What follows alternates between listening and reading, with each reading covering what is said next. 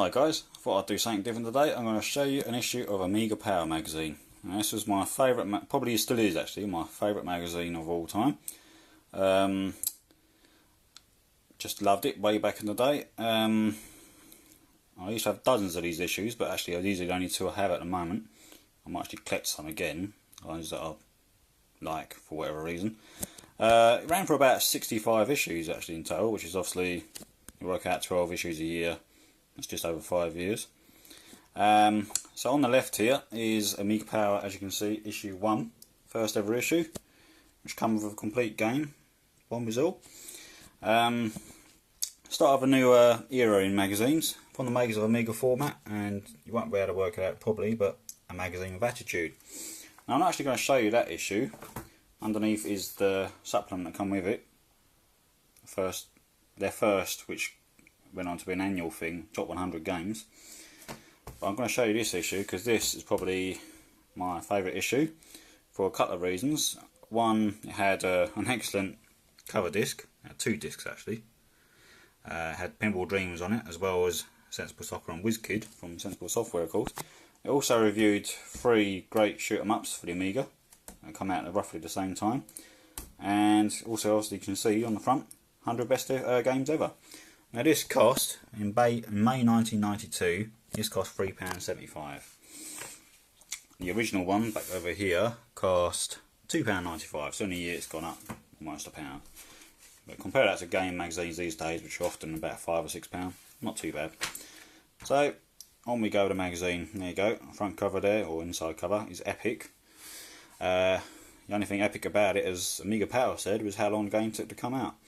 It was good, but it's very short. A 3D space shooter, basically Battlestar Galactica, think of that. But you could complete the game in about 7 missions and about 25 minutes or something like that. So it's a shame. But I will get that game again just to play it again. I haven't actually got it at the moment.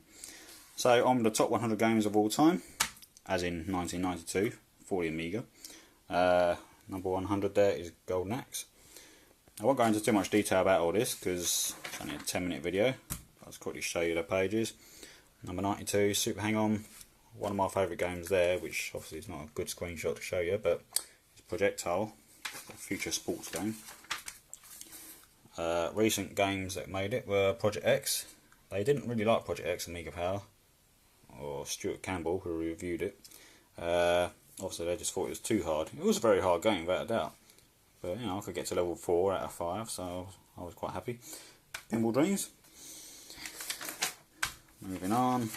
Over there, what, Robocop 3.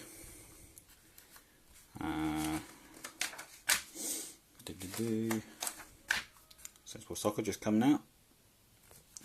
So we're back in 1992. Lotus Turbo Challenge 2. I did a gameplay of that a couple of months ago now.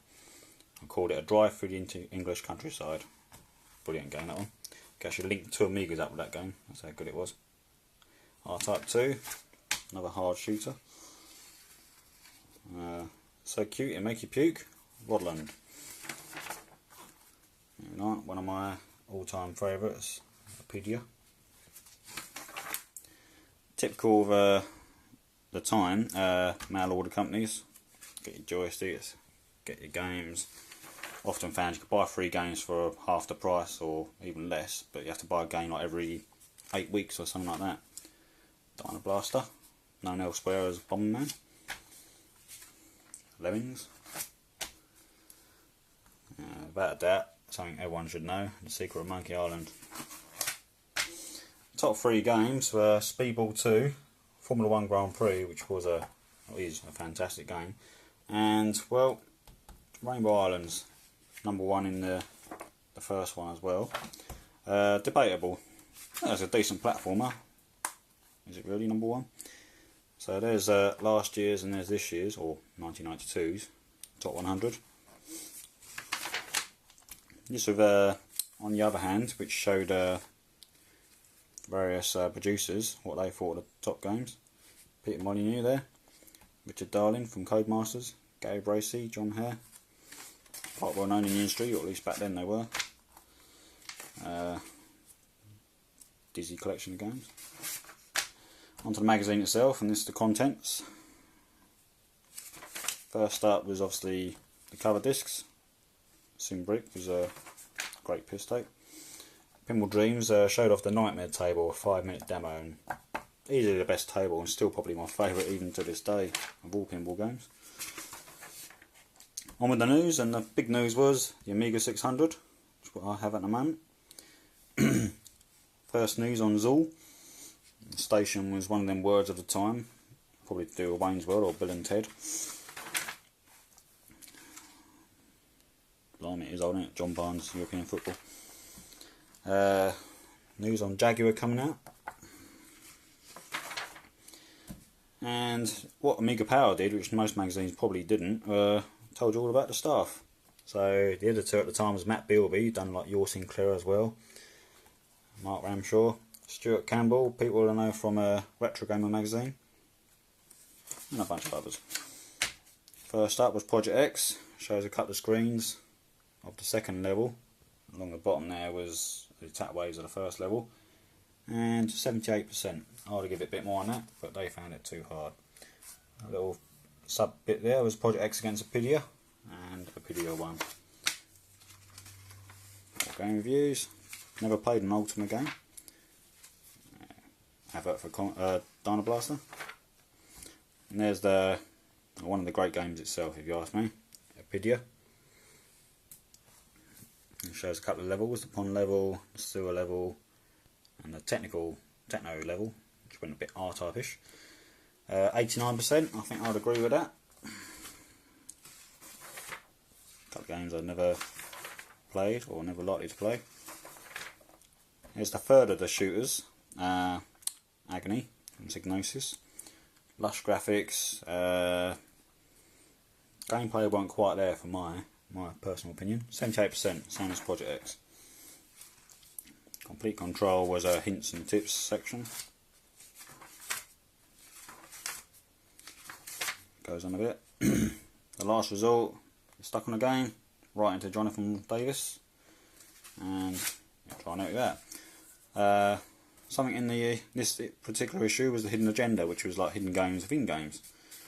A game called Chrome, locked inside Switchblade 2. Ducks, which was locked inside Lotus 2, if you know how to get to it. More game reviews. Elvira 2, a big game, I don't mean big as in her.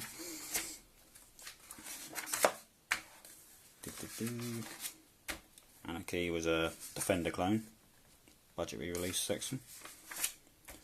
Got Robocop down there, which was great on like the Amstrad, the 8-bit machines, but apparently not very good on the Amiga. I don't know, never played it. Public domain section. Lots more adverts. This bit I enjoyed at the time. Obviously I disagree with it these days, but a review of all the horizontal scrolling shoot 'em ups, which obviously you know, any of you know me, you know I'm a fan of. So it's basically all the list of the games that come out at the time, not including the 3 that are reviewed in this issue. It gives you a rating at the bottom there. We were saying like this horizontal scrolling shoot 'em up was a dying breed at the time, but it never dies, does it? Sega Power magazine. This was the letters section. Now, finally, the last bit was the bottom line, which was an always feature in Amiga Power. And basically, all last year's games, or the games leading for the last 12 months, were in a mini section at the back here. Very mini uppers, downers, and the bottom line, what I thought of it. So, catch up with all the games, decide what you want to buy. Basically, Amiga Power, as I say, it's a magazine with attitude. Told it like it is. If a game is crap, it's crap. They won't argue about it. They'll tell you straight. And they did get some flack from some software companies, but what do you expect?